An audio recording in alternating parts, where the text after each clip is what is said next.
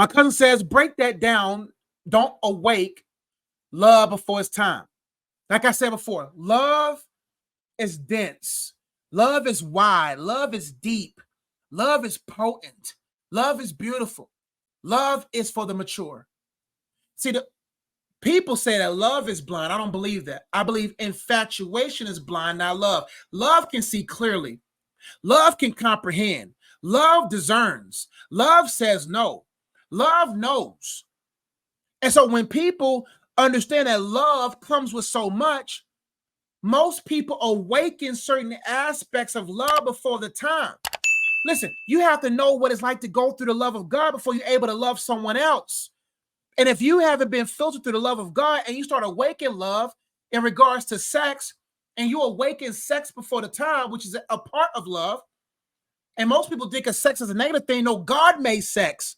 God made every aspect of sex, and God knows the potency of sex. That if you awaken sex before the time, sex will then spiral out of control, or things in you will spiral out of control because you have not been filtered through God's love, but you've been plummeting through the world's lust, and now you over there thrusting because of lusting.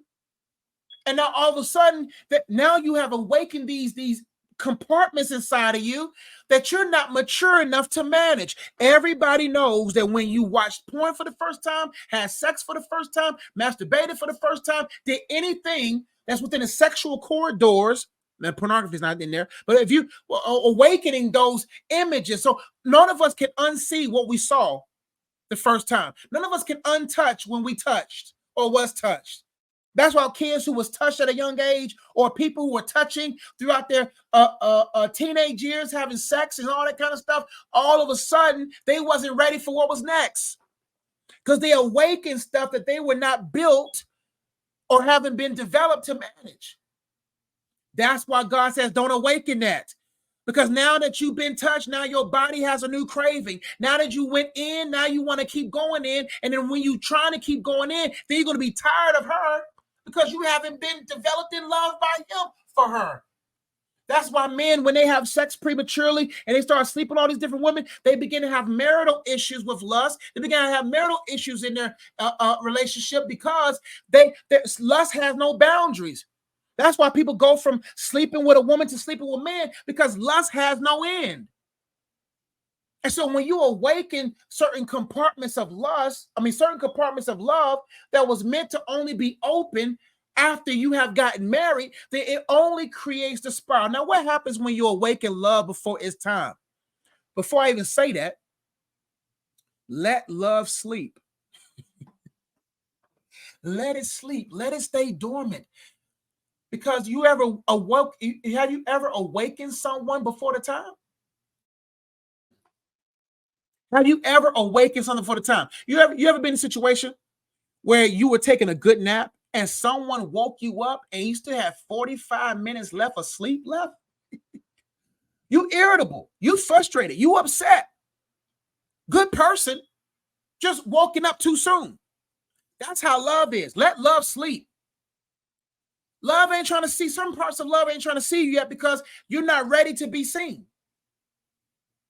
And it says that don't awaken before it's time. It's time means that there is a time for you. Everybody knows a 5-year-old is never going to get a driver's license. No matter how much a 5-year-old will stand at the DMV, that DMV is not going to give that kid a license. But that DMV says, come see me in 10 more years. Come see me in 11 more years. You will be able to drive. So God is saying, hey, I don't mind you wanting to be in love, but trust that I have a certain type of love for the right time. Because anything you awaken before the time will be premature. And anything that's premature has deficits. Anything premature is not going to handle well.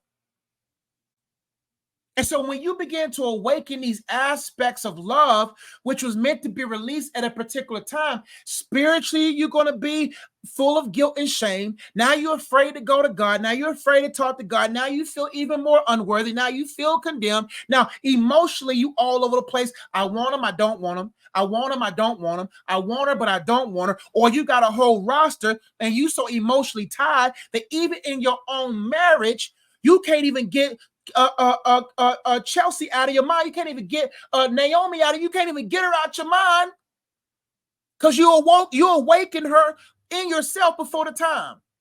And now you can't be whole in your marriage because your soul is tied to someone still.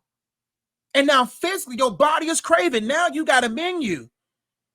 And a lot of guys struggle with this. And I talk to them all the time. They struggle with this. Now they have a menu. You know how it is when you have a menu? One day you want chicken and waffles. Next day you want lasagna.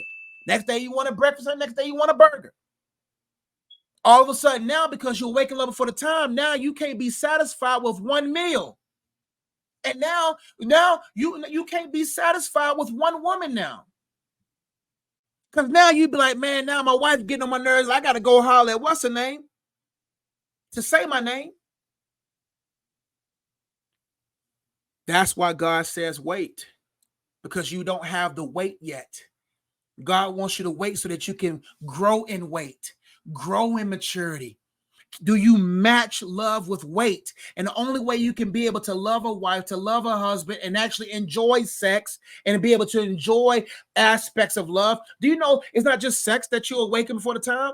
Sometimes you awaken certain responsibilities. You ever been in love with somebody, but you love them more than they loved you? The saying goes, the one who loves the least leads the relationship, impacts the relationship, though the one who loves the least. All of a sudden, you now, because you're so desperate for love, now you open or awaken these husband traits. That's why you are not supposed to be a husband to a girlfriend. You're not supposed to be a wife to a boyfriend. You're not supposed to be given benefits without requirements. Nobody in a job hires someone, or no, there's nobody who has a business that offers benefits before examining the resume to see if they meet the requirements. If businesses are smart enough to say, hey, I got to see if you meet the requirements before I give you dental, healthcare, whatever vision benefits, then we should be the same way. Some of us are awakening aspects of love before the time, and it extends the time from us to actually experience the love that God wanted us to have at a certain time. That's what that verse pretty much means.